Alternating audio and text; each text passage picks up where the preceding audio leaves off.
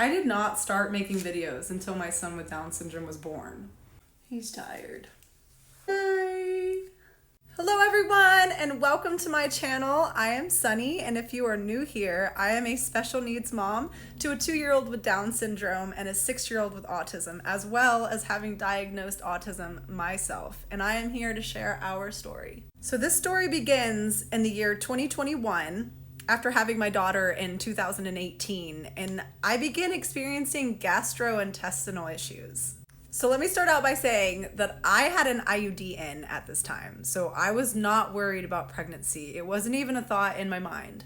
Although at the hospital, they routinely do pregnancy tests just to rule it out. And so they did a pregnancy test on me, and lo and behold, I am 14 weeks pregnant. We do a sonogram now to make sure that it's not an ectopic pregnancy, because this happens often whenever you get pregnant with an IUD. And so we're lucky because the pregnancy is viable. During the sonogram, the doctor at the time was looking for the misplaced IUD and couldn't find it. And so she told me that it fell out. Now we're gonna fast forward. It's the end of the pregnancy. And this is where the story really begins. On July 10th, 2022, I am scheduled for a 39-week elective induction. And on that morning, I never even had to receive the phone call to go to the hospital because I literally went into labor on my own. So I take an ambulance to the hospital and everything is going really well until it wasn't. My baby's heart rate keeps dropping.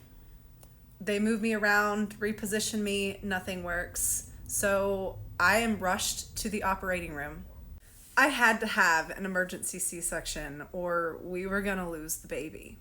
So now 4 hours after being admitted into the hospital, Brayden was born weighing almost 10 pounds. It was 9 pounds and 15 ounces to be exact. And honestly, really took us by surprise. I mean, I never even considered it a possibility. I never thought about it happening to me. So because of this, I unfortunately began to process grief.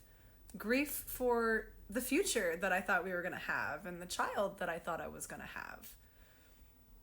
I also began researching, joining groups, following families, watching videos.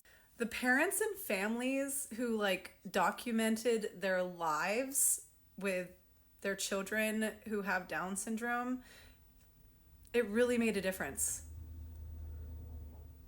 I mean, it really made a difference in how I felt. It helped me understand what the possibilities were of what the future may look like. It helped me feel not alone. It really gave me hope. So now we are gonna travel forward to the next part of this story. After we discover that Brayden truly has trisomy 21, we have gone through the genetic testing, received the blood results back, and it is confirmed he has Down syndrome. Now another diagnosis reveals itself. So my daughter has been lining up toys. She's been repeating words. It's been driving me nuts. She says the same phrases and I have to literally say the same things back to her every time, or she'll just keep repeating it until I say what she wants me to say. So we go through the assessment process and we have it confirmed she is actually autistic. And so now I had been thrown 2 diagnoses in 1 year for both kids that I now have to learn about. So now this is the part where I begin making videos. I want to advocate. I want to make a difference. I want to help other families who just received a Down syndrome diagnosis so that they don't have to go through the same grieving process that I had to go through. I realized that the only reason why I went through that process like I did is literally because we don't see Down syndrome anywhere. We all want our children to have a place in this world, to be a part, to have a purpose, be loved, accepted, respected, included.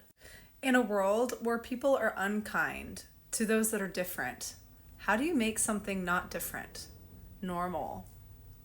So what do? You normalize it. You document it. You show the world. So I start making videos, learning how to capture moments, learning how to express myself and educate others, learning how to make a difference and also have a voice. All the while, I am also getting myself assessed for autism. Because here's a little fun fact you might not have known. Autism is inheritable by 80%. And it just so happens that there are very, very, very many parents in my particular situation when they find that their child is autistic, then they start to realize that they might be too. So thank you for listening. If you've stuck around this far, this is my first monologue that I've ever done in my entire life. And I hope that we can all work together to build a more inclusive future for our children. Thank you. Bye.